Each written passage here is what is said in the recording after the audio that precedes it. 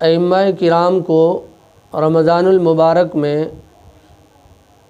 ہدیہ دیا جاتا ہے، تو اس تعلق سے لوگوں میں دو نظریے پائے جاتے ہیں۔ بعض لوگ تو اس کے حق میں ہوتے ہیں اور بعض لوگ اس کو اچھا نہیں سمجھتے۔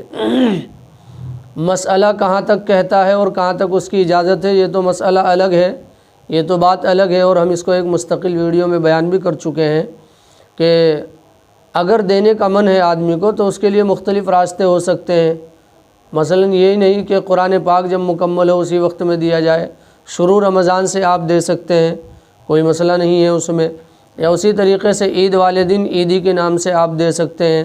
یہ سب کی سب صورتیں نکل سکتی ہیں اگر آدمی چاہے، اور اگر یہ بھی نہ ہو تو پورے سال تو امام محترم رہتے ہی ہیں وہاں پر،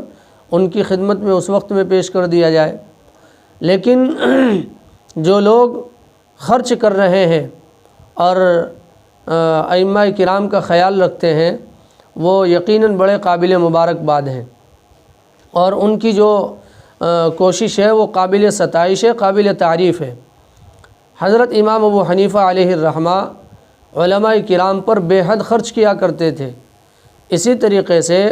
عبداللہ ابن مبارک کے بارے میں ہے کہ وہ بھی علماء کرام پر بہت زیادہ مال خرچ کیا کرتے تھے۔ کسی نے کہا کہ آپ بہت زیادہ مال ان پر خرچ کرتے ہیں، غریبوں اور ضرورت مندوں کو دے دیا کریں، تو فرمایا کہ اگر ہم ان کو مال دے دیں گے تو اگر ہم ان کو مال نہیں دیں گے، اگر ہم ان کو مال نہیں دیں گے تو ان کا علم ضائع ہو جائے گا، یہ روزی کمانے کے اس میں لگ جائیں گے، یا ان کا ذہن ایک طرف ہو کر جو ہے وہ دین کی خدمت کے لیے فارغ نہیں ہو سکے گا، یکسو نہیں ہو سکے گا ان کا ذہن، اور اگر ہم ان پر مال خرچ کریں گے تو پھر جو ہے یہ امت میں علم پھیلائیں گے۔ اور عبداللہ ابن مبارک فرماتے تھے کہ میرے نزدیک نبوت کے بعد علم پھیلانے سے زیادہ افضل کام کوئی نہیں ہے، میرے نزدیک نبوت کے بعد علم پھیلانے سے زیادہ افضل کام کوئی نہیں ہے۔ اس سے معلوم ہوا کہ اہل علم پر زیادہ سے زیادہ خرچ کرنا چاہیے۔ اس کی وجہ یہ بھی ہے، اگر غور کیا جائے کہ ائمہ کرام اور علماء کرام اگر جو ہے فارغ ہوں گے اور ان کا ذہن یکسو ہوگا تو پھر وہ امت کو خالص دین پہنچا سکیں گے اور وہ اپنے آپ کو دین کے لیے فارغ رکھ سکیں گے۔ اور اگر ان کا ذہن ہی فارغ نہیں ہوگا، ان کا جو ہے ان کے ذہن میں مختلف وسوسے اور مختلف چیزیں چل رہی ہوں گی تو پھر جو ہے وہ دین کی خدمت پورے طور پر انجام نہیں دے سکتے۔ اس کا ایک واقعہ ایک کتاب میں لکھا ہوا ہے، اور اس طریقے سے ہے کہ ایک مرتبہ ایک بادشاہ کا گزر ہو رہا تھا، نماز کا وقت ہو گیا تو اس نے راستے میں جو مسجد پڑھی اس میں نماز پڑھی۔ نماز میں امام محترم سے کچھ بھول چوک ہو گئی تو لوگ سب کے سب حیران ہو گئے کہ اب جو ہے بادشاہ سلامت جو ہے اس پر خفا ہوں گے، ناراض ہوں گے، لیکن وہ اس پر خفا نہیں ہوئے ان امام محترم پر، بلکہ چپ چاپ چلے گئے، اور جانے کے بعد اگلے دن اپنے یہاں ان کو بطور اعزاز کے اور اکرام کے بلایا، اور بلانے کے بعد ان کی خدمت میں یا غالباً جو ہے وہیں پر ان کی خدمت میں بھاری رقم ہدیے کی پہنچوائی۔ اب سب لوگ حیران تھے کہ جی اس غلطی میں، امام محترم سے جو غلطی ہوئی اس میں، اور آپ جو ہدیہ ان کو پہنچا رہے ہیں، بظاہر کوئی بات اور کوئی جوڑ سمجھ میں نہیں آتا، کوئی مناسبت معلوم نہیں ہوتی۔ تو انہوں نے کہا کہ اگر وہ امام محترم ضرور کسی ذہنی تشویش میں مبتلا رہے ہوں گے اور کوئی ذہنی الجھن رہی ہوگی انہیں، اس کی بنیاد پر اس میں جو ہے نماز میں غلطی ہوئی ہے، اس لیے میں ان کی خدمت میں یہ تحفہ اور یہ جو ہے پیسے میں ان کی خدمت میں پہنچا رہا ہوں تاکہ ان کا ذہن فارغ ہو جائے اور یکسو ہو جائے۔ تو اس سے سبق حاصل کرنے کی ضرورت ہے۔ آج بھی الحمدللہ ہم دیکھ رہے ہیں کئی ایک جو ہے علاقے میں اس طرح کی پہل ہو رہی ہے، لوگ ائمہ کرام کو عیدی کے نام سے مختلف جو ہے کٹیں تقسیم کر رہے ہیں۔ ایک ویڈیو نظر سے گزری جس میں امام محترم کے لیے تقریباً 20-25 ہزار روپے کی کٹ تیار کی گئی، اور اس میں عید سے متعلق اور رمضان سے متعلق جو چیزیں ہوتی ہیں وہ سب کی سب جو ہے اس میں ان لوگوں نے رکھی ہوئی ہے۔ تو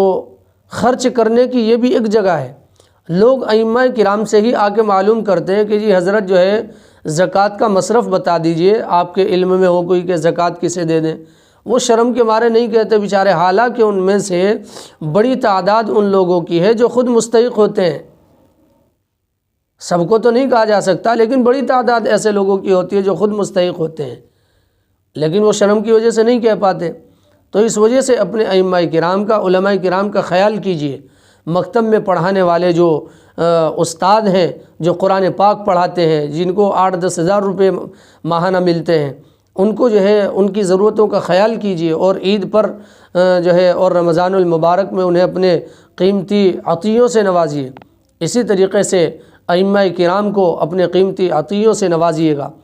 یہ ویڈیو دیکھ کر بڑی خوشی محسوس ہوئی جن لوگوں نے اس چیز کا اہتمام کیا۔ اللہ رب العزت انہیں اپنی جانب سے بہتر بدلہ عنایت فرمائے، اور امت مسلمہ کو اس کی صحیح سمجھ نصیب فرمائے۔